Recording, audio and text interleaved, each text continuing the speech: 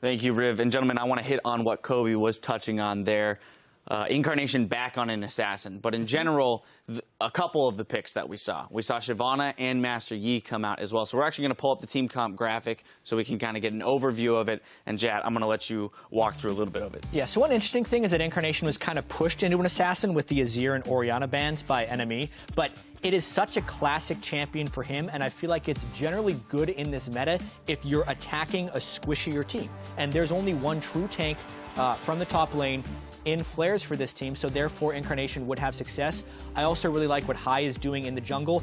He's always been kind of the first person to take a powerful pick from solo queue and then played in the LCS right away. Throwback to Soraka when he was a mid laner and dominated with that. Shyvana has been crushing many a solo queue game, and we saw as soon as he got that State of the Bower, he was taking over the game. Well, this is just comfort across the board for C9.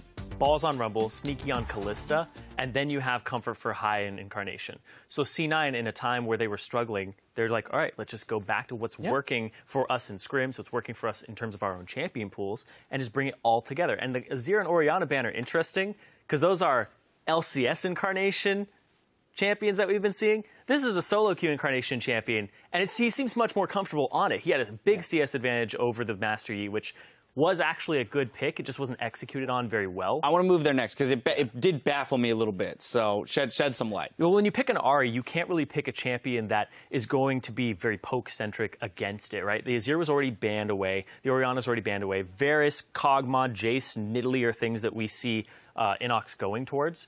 But Ahri just destroys those champions. She's able to gap close on them. So the Master Yi ends up going for a split push strategy later. And then you have the Evelynn who just roams around the map and makes it so that always keeping pressure or possible pressure on that lane. So the Master Yi gets to split push. But they never were able to execute on that because the Master Yi was never strong enough to run over this team. Right. Ultimately, we saw very early in the game, 130 to 90 CS difference, 40 CS there. I mean, like, why? It's an unfortunate thing for Inox. Master Yi is a pick that terrifies a lot of people because no one really preps that pick or against it. But this time it did seem like Incarnation had a handle on what to do against Yi. He kept his CS up very high. He was also, we noticed that one moment where Inox dodged the charm and the REQ with his Alpha Strike, but it seemed like kind of just that one moment. He ended up getting poked heavily, and Enemy ended up falling into that unfortunate pattern where they are getting crushed in the early game, and then Master Yi can never realize his split push potential. Let's explore that a little bit, the idea that Enemy is losing these early games because, as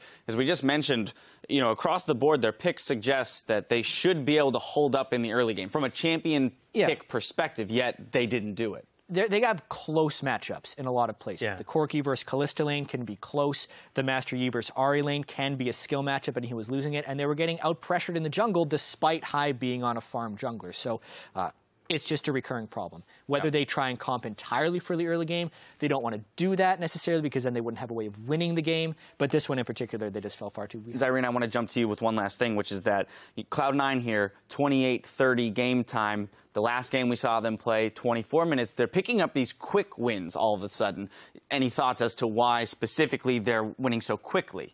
Well, they're really just exploiting the weaknesses of the other team right now. We saw Dignitas play a very sloppy game, an Enemy there. Flair's giving up solo kills. We saw the TPs to just dive one person and then give TP advantage to the other team happen over and over again. So C9, it looks like they're having more decisive calls. There's definitely more fight in this team now than we had seen previously. And with Comfort coming into the mix, they don't have to worry about a lot of extraneous factors. Just focus on their game, and that's what they've been doing to get these wins. Well, with that win, too, Cloud9 grabs the 1-1 record with each of the bottom teams, which is going to be very big when it comes to tiebreakers, possible tiebreakers at the end of the split. We'll keep it tuned right here. When we return, we'll jump into our game of the week between Team Impulse and TSM. You won't want to miss it.